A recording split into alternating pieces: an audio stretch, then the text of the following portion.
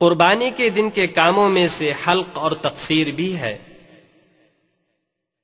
رمی، قربانی اور حلق یا تقصیر سے فارغ ہونے کے بعد حاجی کے لیے التحلل اصغر ہو جائے گا، یعنی اس کے لیے عورت کے علاوہ ہر چیز جائز ہو جائے گی۔ جب حاجی رمی، قربانی اور حلق کر لے تو مکہ کی طرف روانہ ہو جائے تاکہ وہ طواف افاضہ کرے اور مکہ میں قیام نہ کرے بلکہ دوسری بار منی لوٹ آئے، اور کسی وقت بھی اس کا طواف کرنا جائز ہے، چاہے وہ ایام تشریق کے بعد ہی کیوں نہ ہو، لیکن قربانی کے دن سے اس کو مؤخر کرنا مکروہ ہے، اور طواف افاضہ میں رمل اور استباء کی کوئی ضرورت نہیں ہے۔ جب طواف افاضہ سے فارغ ہو جائے تو صفا اور مروہ کے درمیان دوڑ لگائے، اور یہ دوڑ اس شخص کے لیے ہے جو تمتع کرے، رہے وہ صاحب جس نے قران یا افراد کیا ہو اور طواف قدوم کے بعد سعی بھی کر چکا ہو تو وہ سعی نہیں دہرائے گا، اور اسی سعی سے حاجی کا دوسرا تحلل التحلل ثانی ہو جائے گا، تو اس کے لیے ہر چیز حلال ہو جائے گی، یہاں تک کہ عورت بھی۔ اور حاجی کے لیے مستحب ہے کہ اس کے بعد زمزم کا پانی پیے اور دعا کرے، اور جب اس عمل سے فارغ ہو جائے تو منی جائے تاکہ وہاں تشریق کے دن گزارے، اور قربانی کے دن کے اعمال کی ترتیب جیسا کہ ہم نے بتایا ہے مستحب ہے، اگر بات کو بات پر مقدم کر دے تو کوئی مضائقہ نہیں ہے۔ تشریق کے دن، حاجی تشریق کے دنوں میں تینوں جمرات میں سے ہر جمرے کو 7 کنکریاں مارے گا،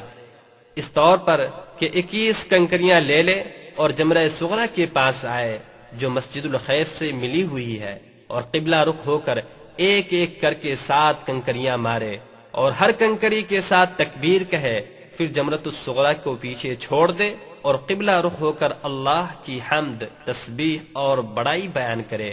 لا الہ الا اللہ پڑھے، حضور قلبی اور سکون جوارح کے ساتھ دعا کرے اور تھوڑی دیر ٹھہرے، پھر جمرہ وسطیٰ کے پاس آئے اور وہی عمل کرے جو اس نے پہلے جمرے کے پاس کیا تھا، اور دعا کے لیے کھڑا ہو جائے، پھر جمرہ ثالثہ کے پاس آئے اور 7 کنکریاں مارے، لیکن یہاں دعا کے لیے کھڑا نہیں ہوگا، اور یہی عمل دوسرے اور تیسرے دن بھی کرے گا۔ اور رمی میں جمرات کی ترتیب شرط ہے، اس طور پر کہ پہلے صغریٰ، پھر وسطیٰ اور پھر کبریٰ کے پاس آئے۔ اسی طرح کنکری کی تعداد بھی شرط ہے، اگر عدم علم یعنی جہل اور بھول کر کوئی کنکری کم ہو جائے تو کوئی حرج نہیں ہے۔ رمی کا وقت سورج ڈھلنے کے بعد سے لے کر اس رات کی دوسری فجر تک رہتا ہے، سوائے ایام تشریق کے آخری یوم کے، چونکہ اس دن غروب شمس کے بعد رمی کا وقت ختم ہو جاتا ہے۔ تشریق کے دنوں میں منی میں رات گزارنا ضروری ہے، اور ایام تشریق کے دوسرے دن سورج غروب ہونے سے پہلے پہلے منی سے نکلنا جائز ہے، چنانچہ دوسرے دن کے لیے رمی کرے گا، پھر نکل جائے گا، اور اس پر دم بھی واجب نہ ہوگا۔ ہاں اگر غروب شمس تک وہ منی ہی میں ہے تو رات گزارنا ضروری ہوگا، پھر تیسرے دن کا رمی کرے گا۔ تشریق کے آخری دن کے لیے رمی کی تاخیر کرنا افضل ہے۔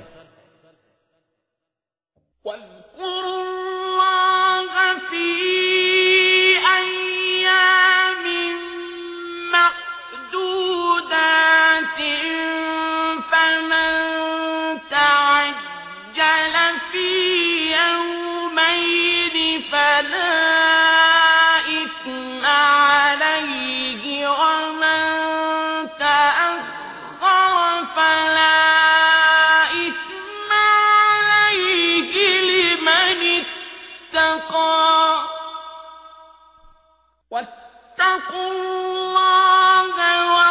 واعلموا أنكم إليه تحشرون۔ رخصتی کا طواف، حاجی پر آخری طواف واجب ہے، معتمر پر نہیں، اور یہ طواف حائض اور نفسا سے ساقط ہو جاتا ہے، اس پر کوئی دم نہیں ہے، اور اس طواف کا وقت حج کے سارے مناسک سے فارغ ہونے کے بعد ہوتا ہے۔ الوداعی طواف کے بعد اس کا مکہ میں ٹھہرنا جائز نہیں ہے۔ انہی غلطیوں میں سے یہ ہے کہ لوگ جب مسجد حرام سے نکلتے ہیں تو پشت کی طرف سے چلتے ہیں اس طور پر کہ ان کا منہ کعبے کی طرف ہوتا ہے اور وہ پیچھے کی طرف چلتے ہیں۔ اس کے بعد حاجی اپنے تمام اعمال سے فارغ سمجھا جائے گا تو چاہیے کہ وہ اللہ کی تعریف بیان کرے کہ اس عظیم ذات نے اسے اتنے بڑے عظیم فرض کی ادائیگی کی توفیق بخشی ہے۔ مسجد نبوی کی زیارت۔ حج کے اعمال سے فارغ ہونے کے بعد مسجد النبی صلی اللہ علیہ وسلم کی زیارت مستحب ہے، اور اس زیارت کا مقصد اللہ کا تقرب حاصل کرنا اور مسجد النبی صلی اللہ علیہ وسلم کے لیے زیادہ سفر باندھنا اور اس میں نماز پڑھنا ہو، نہ کہ نبی کریم صلی اللہ علیہ وسلم کے قبر کی زیارت مقصود ہو، اس لیے کہ شد رحال کسی قبر کے لیے جائز نہیں ہے۔ نبی کریم صلی اللہ علیہ وسلم کا ارشاد ہے، لا تشد الرحال الا الى 3 مساجد المسجد الحرام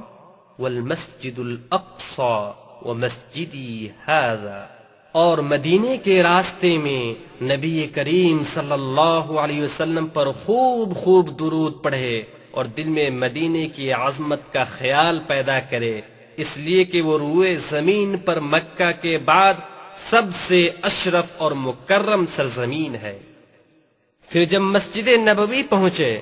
تو دائیں پاؤں کو آگے کرے اور دخول مسجد کی دعا پڑھے، پھر مکرم روضہ شریف کی طرف تشریف لے جائے، اور وہ ممبر اور گھر کے درمیان کی جگہ ہے، پھر ممبر کے بغل میں تحیت المسجد ادا کرے اور اس نعمت پر اللہ تعالی کا شکریہ ادا کرے۔ پھر قبر شریف کے پاس آئے، اس طور پر کہ قبلہ پیچھے ہو اور قبر شریف کی دیوار آگے ہو، ہیبت و جلال کی وجہ سے نگاہیں پست ہوں، اور اپنے دل میں عظیم کھڑے ہونے کی جگہ اور اس عظیم ذات کی عزت و رفعت کا تصور پیدا کرے جس کے حضور میں کھڑے ہوئے ہیں۔ پھر سلام پیش کرے، اس حال میں کہ آواز بلند نہ ہو، اور کہے، السلام علیک یا رسول اللہ، السلام علیک یا نبی اللہ، اے اللہ کے پیغمبر تم پر سلام ہو، اے اللہ کے نبی تم پر سلام ہو۔ پھر 1 گز پیچھے ہٹ کر سیدنا ابو بکر صدیق اور عمر فاروق رضی اللہ عنہما پر سلام پیش کرے اور ان دونوں کے لیے دعا کرے، لیکن قبر کا طواف کرنا اور اس کا جسم پر ملنا جائز نہیں ہے، یہ سب حرام ہیں۔ اس کے بعد بقیع کی زیارت مستحب ہے، خصوصاً جمعہ کے دن۔ پھر جب وہاں پہنچے تو کہے، السلام علیکم دار قوم مؤمنین واتاکم ما توعدون غدا مؤجلون وإنا إن شاء الله بكم لاحقون اللهم اغفر لأهل البقيع نسأل الله لنا ولكم العافية۔ اور اسی طرح خصوصاً جمعرات کو احد کے شہداء کے قبروں کی زیارت مستحب ہے۔ اسی طرح سنیچر کو مسجد قباء کی زیارت مستحب ہے، وہاں جا کر نماز پڑھے جیسا کہ نبی کریم صلی اللہ علیہ وسلم کیا کرتے تھے اور اس کی ترغیب دلاتے تھے۔ نبی کریم صلی اللہ علیہ وسلم نے ارشاد فرمایا، جس نے اپنے گھر میں پاکی حاصل کی پھر مسجد قباء آیا اور اس میں نماز پڑھی تو اس کو 1 عمرے کا ثواب ملتا ہے۔ اطاعت میں خوب زیادہ کوشش کرے اور نبی کریم صلی اللہ علیہ وسلم کی مسجد میں زیادہ سے زیادہ نماز پڑھے، چونکہ اس میں 1 وقت کی نماز پڑھنا دوسری مسجدوں میں 1000 نماز پڑھنے کے برابر کا ثواب ملتا ہے، سوائے مسجد حرام کے، چونکہ وہاں دوسری مسجدوں میں 1,00,000 نماز پڑھنے کا ثواب ملتا ہے۔ اسی طرح حاجی اور معتمر کے لیے ضروری ہے کہ ان کی حالت لوٹنے کے بعد اچھی ہو جائے، اور ان کی یہ تبدیلی حج کے قبولیت کی علامت ہوگی۔ بس وہ شخص جسے اللہ تعالیٰ نے حج کی توفیق دی ہو، اس کی نیت اچھی ہو اور وہ مخلص ہو تو وہ حج سے پاک ہو کر ایسا ہی لوٹتا ہے جیسا کہ اس کی ماں نے اسے آج ہی جنم دیا ہو۔